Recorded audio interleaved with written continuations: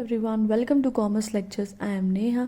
आज करेंगे हम क्लास 11 बिजनेस स्टडीज़ एंड आज का हमारा टॉपिक है कॉन्ट्रैक्ट मैन्युफैक्चरिंग। जैसे कि नाम में लिखा है, यानी मैन्युफैक्चरिंग के लिए, प्रोडक्शन के लिए किसी दूसरे बंदे को कॉन्ट्रैक्ट दिया जाता है कि तुम हमारे सामान की प्रोडक्शन करो, हमारे गुड्स प्रोड्यूस करो। डिटेल में देखते हैं बुक्स में क्या लिखा हुआ है। ऑल्सो नोन एज आउटसोर्सिंग, इसको आउटसोर्सिंग भी कहा जाता है। आउटसोर्सिंग क्यों कहा जाता है? क्योंकि आउटसोर्सिंग का मतलब क्या होता है कि अपने बिजनेस का काम किसी दूसरी कंपनी से करवाना, और हम इसमें क्या करवाते हैं, किसी दूसरे बिजनेस से मैन्युफैक्चरिंग कराते हैं अपने प्रोडक्ट्स की। कॉन्ट्रैक्ट मैन्युफैक्चरिंग क्या होता है? When a firm enters into contract with local manufacturers in foreign countries to get goods produced as per its specification. यानी इसमें क्या होता है, फर्म जो होती है, कंपनी जो होती है, कॉन्ट्रैक्ट करेगी, ठीक है, कॉन्ट्रैक्ट करेगी किसके साथ? फॉरेन कंट्री, किसी दूसरे देश में कोई मैन्युफैक्चरर है उसके साथ कॉन्ट्रैक्ट करेगी और उसको बोलेगी कि भाई तुम अपने देश में हमारा सामान प्रोड्यूस करो और फिर हमको दो, या फिर वहाँ पे भेजो, वो आपकी इच्छा है, ठीक है, जैसा कि आप लिख के दोगे कॉन्ट्रैक्ट में। ये होता है कॉन्ट्रैक्ट मैन्युफैक्चरिंग। तो इसके 3 मेजर फॉर्म्स होते हैं। हम क्या क्या करवा सकते हैं, यानी हम किसी भी कंपोनेंट को की प्रोडक्शन करवा सकते हैं, मैन्युफैक्चरिंग करवा सकते हैं। जैसे कि अगर हम शूज़ बनाते हैं, हमारी शूज़ बनाने की कंपनी है, तो हम किसी फॉरेन कंट्री में किसी को ऐसे बोल सकते हैं कि तुम शूज़ के अपर्स बनाओ, या शूज़ के लेसेस बनाओ, शूज़ के सोल बनाओ, ठीक है, हमने कोई कंपोनेंट बनवाया, ठीक है। या फिर हम क्या बोल सकते हैं, assembly of components into final products, यानी हमने सारे कंपोनेंट्स तो दे दिए बना के, अब हमने बोला कि भाई असेंबली करने का काम, सारे को जोड़ने का काम जो है तुम करो। थर्ड चीज़ हम क्या बोल सकते हैं, कंप्लीट मैन्युफैक्चरर ऑफ प्रोडक्ट, कि हमारा पूरा का पूरा प्रोडक्ट तुम ही लोग बनाओ, तुम ही लोग मैन्युफैक्चर करो। जैसे गारमेंट्स यानी कपड़े, हमने बोल दिया कि भाई हमारा जीन्स का बिजनेस है और किसी फॉरेन कंट्री में गए, वहाँ के लोकल मैन्युफैक्चरर को बोला कि भाई तुम हमारे लिए ये जीन्स बनाओ, इसकी प्रोडक्शन करो। देखो अब इसके एडवांटेजेस पढ़ते हैं, क्या फ़ायदे हैं। यानी अगर हम किसी फॉरेन कंट्री में किसी दूसरे आदमी से अपने सामान की प्रोडक्शन करवाते हैं तो हमें क्या बेनिफिट मिलते हैं। सबसे पहली बात तो हमें प्रोडक्शन फैसिलिटीज सेटअप नहीं करनी पड़ती है, नई नई मशीनें बहुत सारी नहीं लानी पड़ती है।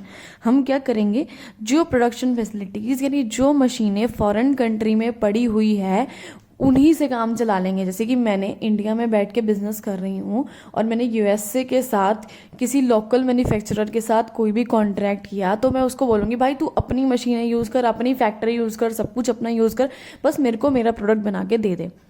फॉरेन कंट्री में कोई भी इन्वेस्टमेंट का पैसा खर्च हमें नहीं करना है, हमें तो सिर्फ एक ऑर्डर देना है भाई किसी को, भाई तुम हमारा प्रोडक्ट बनाओगे, ठीक है। तो इन्वेस्टमेंट का कोई रिस्क ही नहीं, पैसों से रिलेटेड कोई रिस्क ही नहीं, तो पैसा लगाना ही नहीं। तो साथ में अगर क्या होता है, फर्म जो है लोअर कॉस्ट में भी जो अपना प्रोडक्ट बनवा सकती है। कैसे बनवा सकती है भाई? कॉन्ट्रैक्ट मैन्युफैक्चरिंग के थ्रू।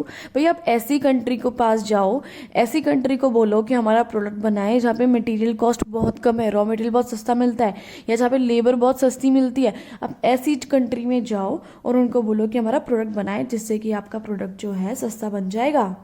देखो आगे देखते हैं नेक्स्ट एडवांटेज क्या है। सपोज लोकल मैन्युफैक्चरर है, कोई भी फॉरेन कंट्री में कोई मैन्युफैक्चरर है, ठीक है, उसकी आइडल प्रोडक्शन कैपेसिटी है, यानी इतना प्रोडक्शन जितना वो कर सकता है उतना प्रोडक्शन नहीं कर सकता। सपोज वो पर डे 1000 यूनिट प्रोड्यूस कर सकता है, लेकिन वो सिर्फ 200 यूनिट प्रोड्यूस कर रहा है, उसके पास बहुत सारी प्रोडक्शन कैपेसिटी खाली है।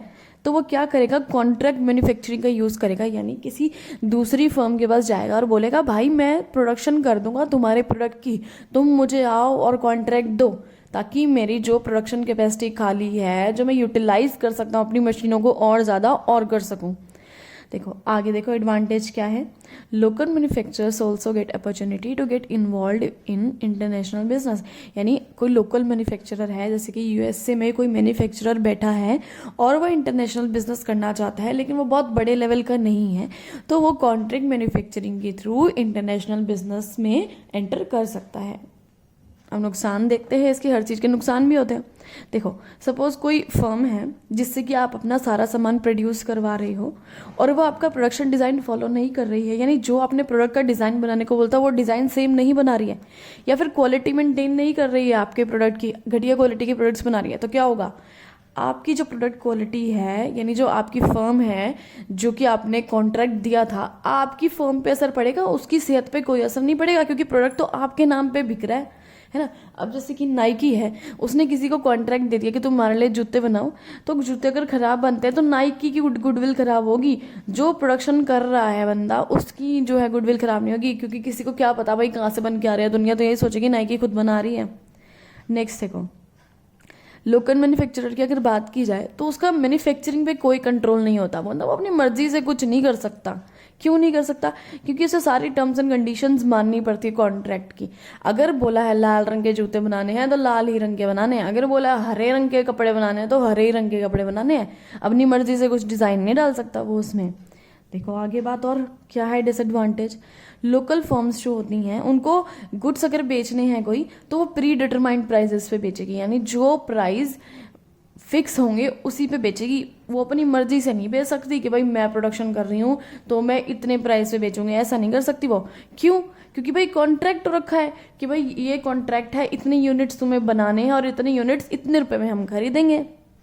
तो जो है can not sell contracted output as per its will, यानी अपनी इच्छा से अपनी मन मुताबिक जो है प्राइस में फर्म्स नहीं बेच सकती हैं, उनको उसी रेट पे बेचना पड़ेगा जितने का कॉन्ट्रैक्ट हुआ है। इस सारी वीडियो खत्म हुआ। Thanks for watching this video, please like and subscribe.